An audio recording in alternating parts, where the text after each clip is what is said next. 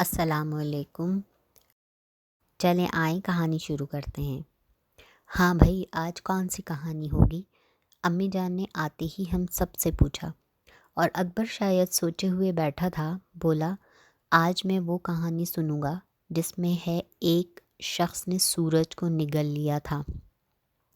خوش، ایسی جھوٹی کہانی، امی جان نے کہا۔ راشد بولا، اچھا تو ملتانہ ڈاکو کی کہانی سناؤں؟ ساتھ ہی فاطمہ بھی بول اٹھی، امی جان امرود بادشاہ کی کہانی سناؤ۔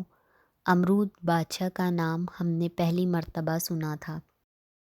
سیدہ سے پوچھا گیا، بھائی یہ امرود بادشاہ کون تھا؟ امی جان نے سیدہ کی طرف دیکھا اور فرمایا کہ اچھا، آج سیدہ بھی کہانی سنائیں گی۔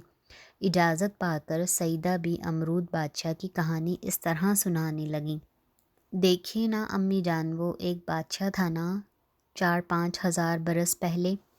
جی ہاں، 4-5 ہزار برس پہلے اس زمانے میں اس کی ٹکر کا کوئی بادشاہ نہ تھا۔ لاؤ لشکر، فوج، سپاہی اور پیادے سب اس کے پاس تھے۔ لوگ اس سے ڈرتے تھے۔ وہ بادشاہ بڑا متکبر تھا۔ جی ہاں، ایسا متکبر امی جان کہ بس کیا کہوں۔ توبہ توبہ، وہ اپنے آپ کو خدا کہتا تھا۔ جی ہاں، خدا۔ سیدہ بھی ذرا سانس لینے کے لیے رکیں تو ہم سب نے پوچھا، کیا اسی کا نام امرود بادشاہ تھا؟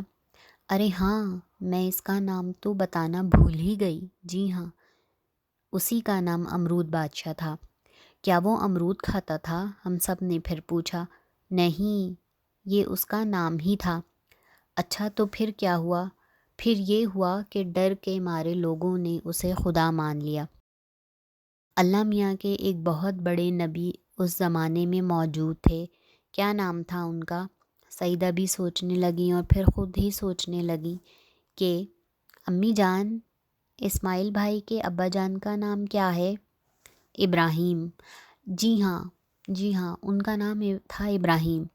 حضرت ابراہیم۔ امی جان نے ٹھیک سے نام لیا تو ابراہیم علیہ السلام نے امرود بادشاہ کو خدا ماننے سے انکار کر دیا۔ جب اللہ کے نبی نے اس کو خدا نہ مانا تو وہ بہت خفا ہوا اور اپنے دربار میں طلب کیا۔ سپاہی ابراہیم علیہ السلام کو پکڑ کر لے گئے۔ توبہ توبہ، اس کا تکبر تو دیکھیے۔ وہ اللہ کے نبی سے جھگڑنے لگا اور پوچھا کہ تمہارا خدا کیا کرتا ہے؟ میرا خدا مارتا اور زندہ کرتا ہے، ابراہیم علیہ السلام نے جواب دیا۔ امرود بادشاہ نے کہا، یہ تو میں بھی کر سکتا ہوں۔ اور یہ کہہ کر امرود بادشاہ نے جیل سے 2 قیدی بلائے، ایک کو قتل کر دیا، دوسرے کو چھوڑ دیا، اور کہنے لگا، دیکھو، ہے نہ میرے بس میں موت اور زندگی، جسے چاہوں مار ڈالوں اور جسے چاہوں زندہ رکھوں۔ ابراہیم علیہ السلام نے یہ سنا تو بولے، میرا رب تو مشرق سے سورج کو نکالتا ہے اور مغرب میں لے جاتا ہے۔ اگر تو خدا ہے تو مغرب سے سورج نکال اور مشرق کی طرف لے جا۔ جب یہ سنا تو امرود بادشاہ بھوت بن کر رہ گیا۔ بھوت؟ ہم سب ہنسنے لگے۔ بھوت کیسے بن گیا؟ اب سیدہ بی بی خاموش ہو گئیں۔ وہ جواب نہ دے سکیں تو امی جان نے کہا کہ بھائی، سیدہ نے کہانی سچی اور مزیدار سنائی، مگر ان کو بادشاہ کا نام یاد نہ رہا۔ دراصل وہ بادشاہ نمرود تھا۔ جی ہاں، جی ہاں، سیدہ بولی۔